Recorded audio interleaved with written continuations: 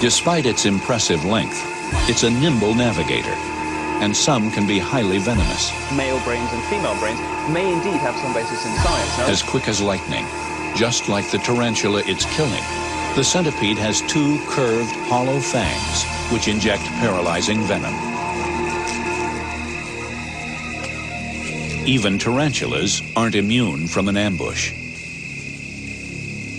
This centipede is a predator.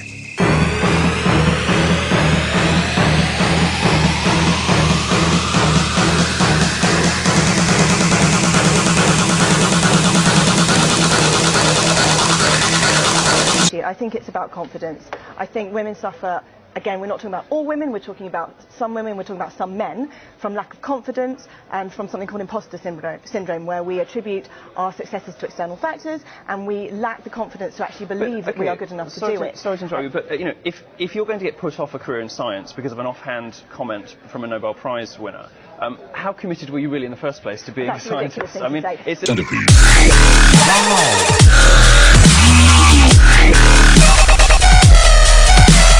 This is based on an assumption that there ought to be some kind of gender parity. My suggestion is that there isn't. We don't complain when women dominate subjects like nursing. We shouldn't complain when men dominate subjects like physics. We're going to have to leave it there. We could chat for another hour on this. Milo, Doctor, thank you both very much indeed for joining us here on Sky News. We'll continue this discussion. You can't stump the Milo. All of the traditional imbalances between men and women have flipped, and very recently. No, that's and when you go. Holy shit, did that stupid bitch really just cut off Milo? She's asking for a 360 no-scope to her cunt. Let's see if she can avoid being completely fucking wrecked. I'll be allowed to finish. Sorry, I'm talking about men, darling.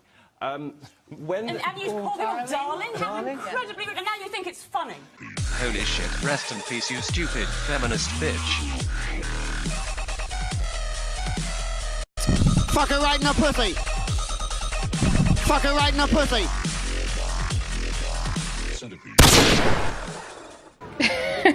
But that's not true. I mean, the point is the gap is there still, and older women in particular suffer more from it from younger women. We shouldn't just leave older women, you know, to flounder, should we? Just because they were part of a generation where it was even more difficult for them to get on. I'm making a specific explanation about where these figures come from, and you haven't really addressed the point that I'm making. What I'm saying is that you can only create this gender gap when you take a broad brush across all genders, all sectors, all work. That doesn't reflect the different choices people make, and employers aren't, you know, shouldn't be forced to pay a full-time salary to somebody who works part-time. You haven't come up with a solution to that, and you haven't addressed the problem with the figures, which is that no serious economist treats the gender pay gap as a problem to be solved. No economist thinks this is a problem because they realise what I'm explaining. Is that male economists or female economists, just to be clear? You should know by now that when Milo laughs, it's game over for you stupid feminist bitches. Well, I mean, where I get most of my figures on this from is from a feminist female academic, Christina Hoff Sommers at the American Enterprise Institute in the US. Fuck her right in the pussy. Confirmed kill. Confirmed kill. Like it's... So, you know... The following clip shows a feminist debating that women are as good as men at playing chess.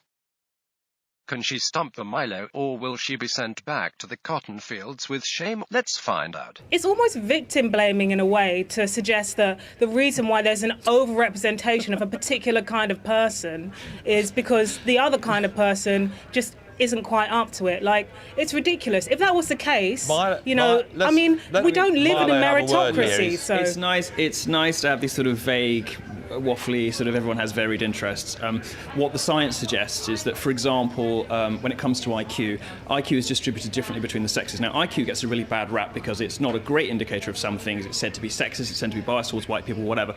The point is that it tests, in this case, it tests all of the skills that make you good at chess really well. It's about puzzles, it's about games, exactly the skills that make you good at chess, make you good at IQ. Now, the way that IQ is distributed differently in the sexes is that women tend to cluster around the mean. Women are more likely to have an IQ that is somewhere near the the average, whereas men go right to the top or right to the bottom more often, which is why you get great genius male artists and philosophers, but it's also why men fill the prisons, because men seem to occupy more of the ends of the IQ scale. And now IQ is pretty much the best measure we have to predict whether somebody will be good at chess. And what it proves, and what it also proves, is that men and women can talk forever. It's been a pleasure talking to you both. We're going to leave it there. Thank goodness we're all different. Yes, indeed. Thanks. Bye. Can you tell who lost the debate?